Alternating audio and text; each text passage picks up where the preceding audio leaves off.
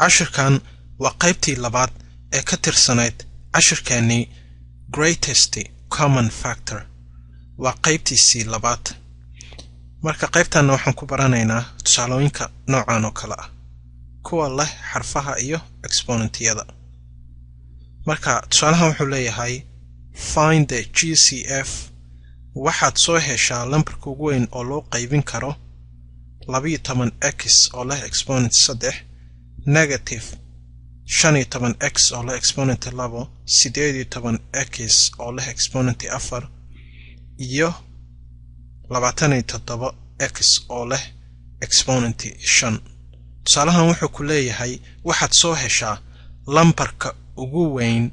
oo loo qaybin karo lambaradan oo dhan marka waxaan qoranaynaa kan ugu horeeya oo ah 12x oo leh exponent 3 haddana waxaan qoranaynaa negative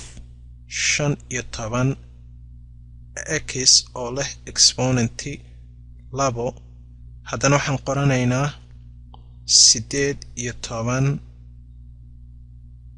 18x oo leh exponent 4 haddana waxaan qoranaynaa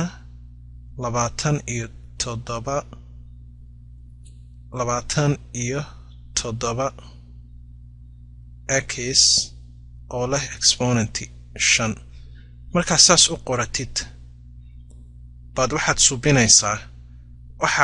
subinaysaa waa kala dhigdhigaysaa sida u kala dhigdhigaysidna waxa weeye prime factorizationka qaabka loo kala dhigdhigo lambarada marka 12 prime factorizationkiisa waxa weeye waa 2 lagu dhuftay 2 lagu sii dhuftay 3 haddana x oo leh exponent 3 way 2 ku dhufo 2 ku sii dhufo 2 waa 12 ku sii dhufo x oo leh exponent 3 waa 12x oo leh exponent 3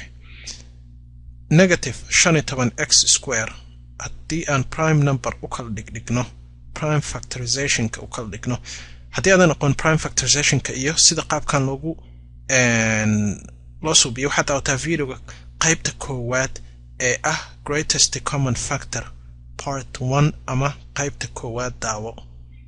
marka negative 15x square prime factorizationkiisa wuxuu noqonayaa negative 1 lagu dhuftay 3 lagu dhuftay 5 ayuu noqonayaa lagu sii dhuftay x oo leh exponent 2 18x oo leh exponent 4 prime factorizationkiisa wuxuu noqonayaa 2 lagu dhuftay 2 lagu sii dhuftay 3 lagu sii dhuftay 3 ma ahan waa 2 kala ka iloobay 2 lagu dhuftay 3 lagu sii dhuftay x oo leh exponent 4 ayuu noqonayaa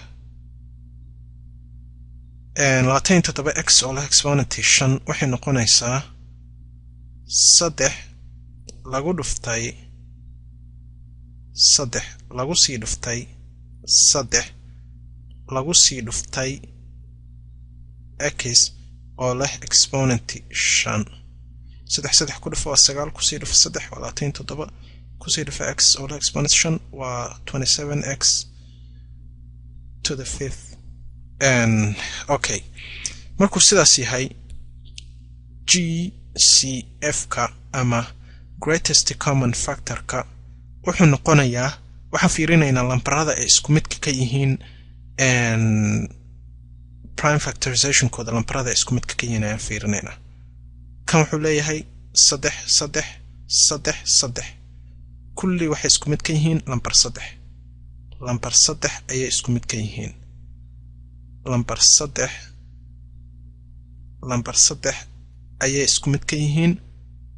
lambar 3 ayay isku mid ka yihiin marka 3 midkan uu leeyahay prime factorizationkiisa kanna wuxuu leeyahay 3 kanna wuxuu leeyahay lambar 3 kanna wuxuu leeyahay lambar 3 marka greatest common factor ka waa lambarka ay kulligood isku mid ka yihiin prime factorization kooda ama kala dhigistooda oo lambarada prime ka markaan u kala dhigno marka saas u qoratid lambarkooda greatest common factor kooda waa lambar 3 marka waxa la suubiyaa waxaan soo helaynaa x-yada greatest common factor kooda x-yada waxa la fiiriyaa exponentigooda ayaa la fiiriyaa hadkan wuxuu leeyahay exponent 3 kan wuxuu leeyahay exponent 2 kan wuxuu leeyahay exponent 4 kan wuxuu leeyahay exponent 5 marka waxa la doortaa x-yada kan ugu exponent yar ayaa la doortaa marka halkan ka ugu exponent yar kan wuxuu leeyahay 3 exponentigiisa kanna 2 buu leeyahay marka 2 ugu yar meesha kanna 4 buu leeyahay kanna 5 buu leeyahay marka kan x ka ugu xarafka ugu exponent yar waa x square way sababtoo exponentigiisa waa 2 marka isaga soo dooranaysa halkaas baad ku qoranaysaa x oo la exponent 2 marka the greatest common factor ka wuxuu noqday 3x square ayuu noqday 3x square ama 3x oo leh exponent 2 ayuu noqday greatest common factor kooda 3x square waa lambarka ugu weyn oo loo qaybin karo lambaradan oo dhan 12 kan iyo kan iyo kan loo qaybin karo marka greatest common factor ka waa 3x square tusaalahan waan tirtiraynaa waxaan subinaynaa tusaale kale hadda waxaan subinaynaa tusaalahan find the GCF of waxaad soo heshaa lambarka ugu weyn oo loo qaybin karo 6a oo leh exponent 5b oo leh exponent 2 negative 10a oo leh exponent 4b 8a oo leh exponent 3 iyo 14a oo leh exponent 8 b oo leh exponent 6 marka ugu horeysa waxaad dhiganaysaa lambarada baad dhiganaysaa waxaad dhiganaysaa 6a oo leh exponent 5 b oo leh exponent 2 haddana waxaad kaloo dhiganaysaa lambarkii kaloo ku xigay oo ahaa negative 10a oo leh exponent 4 b haddana waxaad dhiganaa kii ku xigay oo ahaa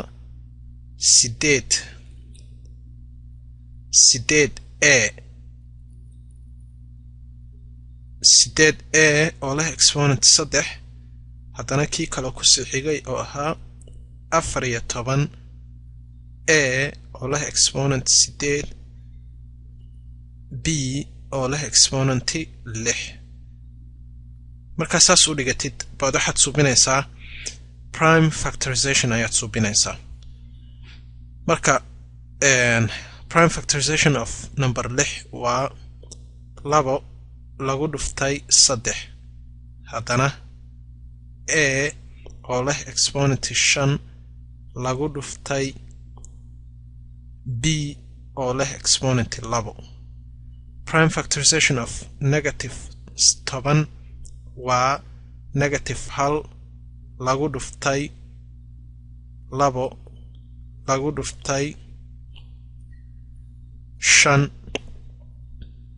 waa negative 1 ka si fiican u qoro negative 1 lagu dhuftay 2 lagu dhuftay 5 lagu sii dhuftay a oo leh exponent 4 haddana b prime factorization oo number 8 waa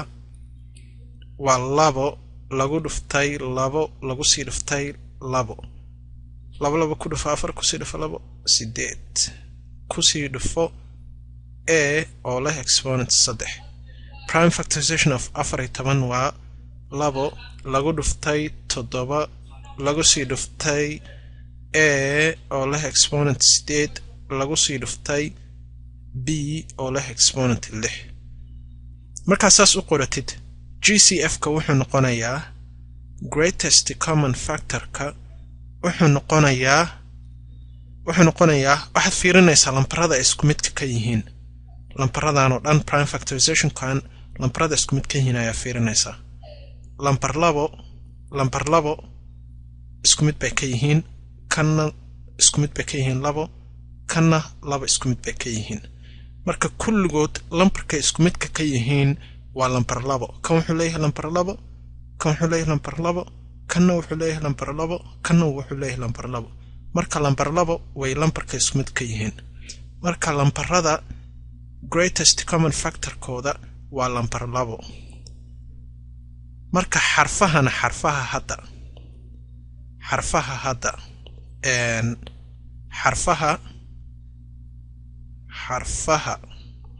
xarfaha waxa la suubiyaa waxa la soo qaataa kan ugu exponent yar oo ay isku mid ka yihiin horta xarfaha oo dhan a isku mid bay ka yihiin mid walba wuxuu leeyahay a b iyo b kan b ma lahan marka b da isku mid kamaysan aha kulligood mid baanan lahayn b mid ka lahayn b waa 8a oo leh exponent 3 b ma lahan marka xarafka ay isku midka kulligood ka yihiin waa waa a way xarafka isku mid ka yihiin marka waxa la suubiyaa xarafka isku midka ka yihiin ayaa waxa la soo qaataa midka ugu exponent yar